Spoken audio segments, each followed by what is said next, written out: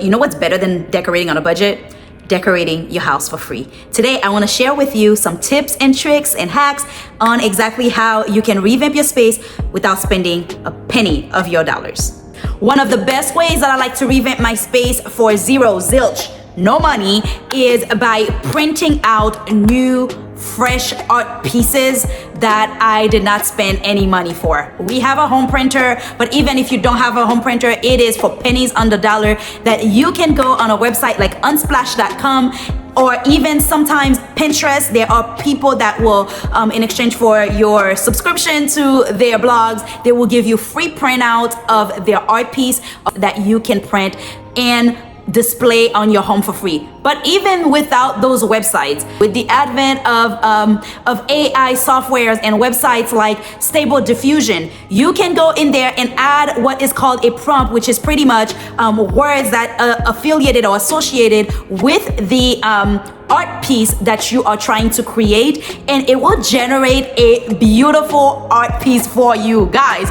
And I know, of course, there will always be a need for local artists and for art, but it is a quick and cheap way that you can just generate beautiful art that is tailored for your space and that you did not spend any money for. So art, Unsplash, Stable Diffusion, Pinterest, great places where you can find free art pieces that you can just print out from your home printer, or for a few dollars at a printer at a Walgreens or one of those printing places, and you can just switch them out, put them in your frames, hopefully your thrifted frames because you watched my thrifted video, and then you can get brand new pieces of art for free. There's not one designer that you speak to that's not going to tell you that your space is unfinished without having a live element in it. And what that means is whether it's flowers, fresh flowers, or fresh plants, that is a must in putting a space together. It's like the jewelry that goes on the space, right? Because it's fresh and it elevates it.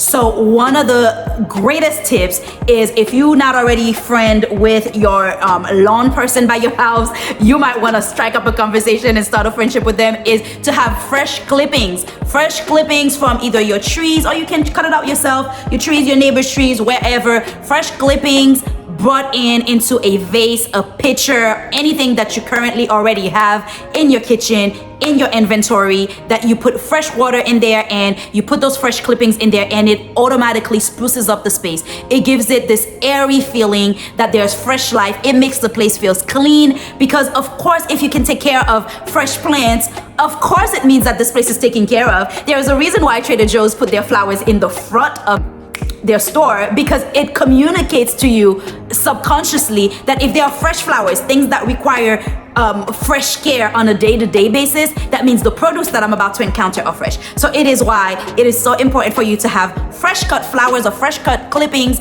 inside your home, because it automatically communicates that this space is taken care of, because the plants in here are taken care of, even though you and I just know, we know that it's not plants because we don't have a green thumb. But it works. Rotation. Do you ever use something in a different way and all of a sudden it feels like a brand new thing? So one of the top tricks and tips on decorating your house for free is to use items that were in different rooms and bring them into new rooms. So switching them out and rotating them. Did I say that right? Does that make sense? Okay, so for example, your rugs. You may have a rug inside your room that you may want to bring it into your living room, and it automatically transforms the living room space, and you did not spend a penny for it. Using white sheets and long sheets as curtains. They have these little clipper thingies that you can use, and you can clip them and use for curtains. If not, you can either sew it or you can use fabric tape to turn sheets into curtains. And all you have to do is iron it, because we're not gonna put anything wrinkly on our walls, are we? No, we're not gonna do that. No, we're not gonna do that. So all you have to do is iron it and put it up, and it's a brand new curtain, and you did not spend a dime for it. Another one is to use bowls, jars, pictures and things that are from your kitchen in a different way. So for example, I have salad bowls that are wooden salad bowls.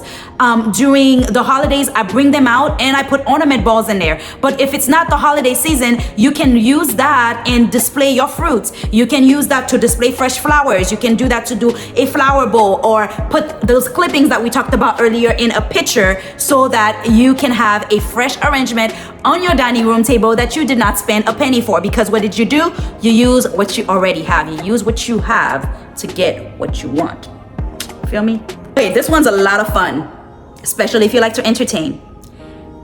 Why don't you host a decor swap party? Hear me out. I went to a clothing swap party, and there are some pieces that I got, and that was like a few years ago, that I still use until today. You have friends, you have acquaintances, you have coworkers, and we're all thinking of the same thing, honey. That is to refresh our space without spending a bunch of money. So there are certain things that I may have in my space that I no longer care for, but bringing it into your space would give it like fresh new life, and vice versa. So you can easily host a decor swap party and get pieces that your friends have that they no longer have a purpose for, but that you yourself can put it to good use. Another tip, which is a little bit of cheating because technically it's not free, but it can be free because it's not using the money that you currently have, okay? It's taking those items that you don't want and posting them on sites like Craigslist, Facebook Marketplace. Does Craigslist still exist? I don't know. Facebook Marketplace, OfferUp, and post those pieces that you no longer have a need for, sell them, and then take the money to buy what you need. See, it is cheating because you are using money, but technically the money didn't come from your account. So, aha. Another great tip is to organize. I know this one's not fun, right? Because it's not bringing in stuff. But organization can do so much. Putting things away, decluttering your space, moving things away from the floor, and removing the things from your kitchen counter. Your appliances. Most of us don't have cute appliances, myself included, so it's not a knock for it. But there are certain things that we hide that are actually pretty. So things like a cutting board. I like to display my cutting boards on my kitchen counter. Sometimes I have included an oil bottle, like as long as it doesn't have a label in there, and you can repurpose bottles. I've repurposed bottles of kombucha to put, because you know, like they have that amber color, and I've placed soap in there, my soap in there, and I just add a pump to it. I have used my cookbooks that I display. Usually those cookbooks have beautiful covers. I have displayed cookbooks on top of my kitchen counters. I have used salt bowls, and I put the salt in top of it, especially if you have pink salt. Oh, it looks so good. So you imagine creating a little vignette, but having your cutting board at the bottom, and you may have like a little plant or maybe one of those clippings that we talked about on top of it, and you have your oil, you have your books, you have so many different elements that you did not spend a penny for, but that you can bring out of your cabinet, out of your bookshelf, that you use to decorate your space, and it's not going to cost you anything at all. Again, with using what you have, create a focal point. Here's what I mean by that. You probably have art pieces that are in different rooms in your house, right? Rather than having all those small pieces scattered, you can decide to take all of them and put them on a gallery wall and create a focal point in a room or in a space in your living room, in your dining room, and automatically that gives the space some pizzazz, and you did not even have to do a thing for it. So reorganizing your stuff, picking up the stuff that you already have and creating them and using them in a whole look rather than having them scattered is a great way to do that. This one, a lot of us don't think about, but it is one of the easiest ones, and it makes so much sense.